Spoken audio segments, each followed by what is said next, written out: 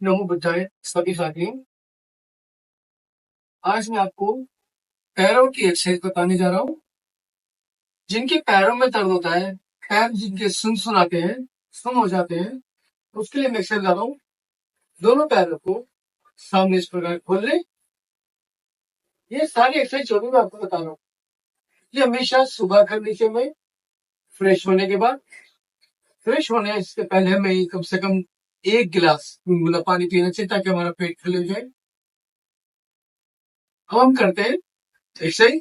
आपने पैरों को बिल्कुल सीधा रखना है, कमर को सीधा रखना है, सामने देखना है और आपके पैरों की 5 उंगलियों को जो है उसको आपने खोलना है। फिर उनका पंजों को बंद करना है, फिर खोलना है। अच्छी तरह इनको स्ट्रेच करना है, स्ट्रेच करना है इनको, उंगलियों को जितना ताकत हो सके। सांस लेते रहे, सांस छोड़ते रहे। किसी भी एक्सरसाइज को करते समय आपने शरीर अपने सांसों को रोकना नहीं है, श्वास प्रश्वास करते रहना है। देखिए, उंगलियों को इस प्रकार खोलना, आप देख पा रहे तो फिर इनको बेंड करना है सभी को। इस तरीके से आप इनको, इस प्रैक्टिस को आपने 10 से 20 बार करना है। 20 बार करें, बहुत ही अच्छा रहेगा, फायदा मिलेगा आपको। ठीक है। अब इसके बाद दूसरी एक्सरसाइज है। फिर आपने इन दोनों पैरों को अंदर की ओर जितना आप मोड़ सकते हैं शक्ति अनुसार, आपने घुटने नहीं उठाने बिल्कुल भी। आपने इस प्रकार इसको अंदर की ओर मोड़ना है, फिर बाहर की ओर। इससे आपकी जो शैटिंग की जो प्रॉब्लम है, पैरों में जो पिंडली में जो गांठ बन जाती है, वो आपकी समस्या दूर होगी धीरे धीरे। लेकिन करते रहना पड़ेगा, इसको रोज करना पड़ेगा। रोज करने से समस्याएं दूर होंगी। एक बार करने से, 1 महीना करने से, 2 महीने करने से, 1 साल करने से कुछ नहीं होगा। ये ऐसी एक अभ्यास है सबको, जब तक हम जिंदा है, जिस तक हमारे जीवन है, हमें करना ही करना है। इसके बिना हम स्वस्थ नहीं रह सकते।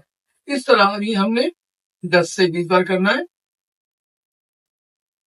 अच्छी तरह इसको पहले सामने की तरफ फैलाना। देखिए, इस तरीके से दोनों पैरों को, अंगूठों को पहले तो आपके जो पैर वो चिपके रहेंगे आपस में, फिर अंगूठे भी चिपके रहेंगे, फिर इसको जमीन पे लगाने की कोशिश करनी है अंगूठों को धीरे धीरे, फिर ऊपर ले जाना है, इस तरीके से मोड़ना है।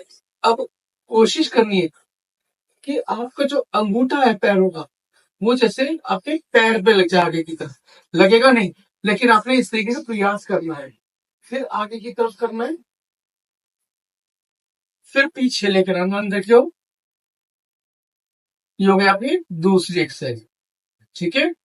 अब इसके बाद आप करेंगे तीसरी एक्सरसाइज। आपने दोनों पैरों को चिपका करके आपने इनको घुमाना है। पहले क्लॉकवाइज घुमाना है 10 बार, धीरे धीरे घुमाना है। सांस लेते रहे, सांस छोड़ते रहे और कमर को बिल्कुल सीधा रखे, सामने देखें। इस तरीके से घुमाना है। बीच में आ गए। अब इसको एंटी क्लॉकवाइज घुमाना है।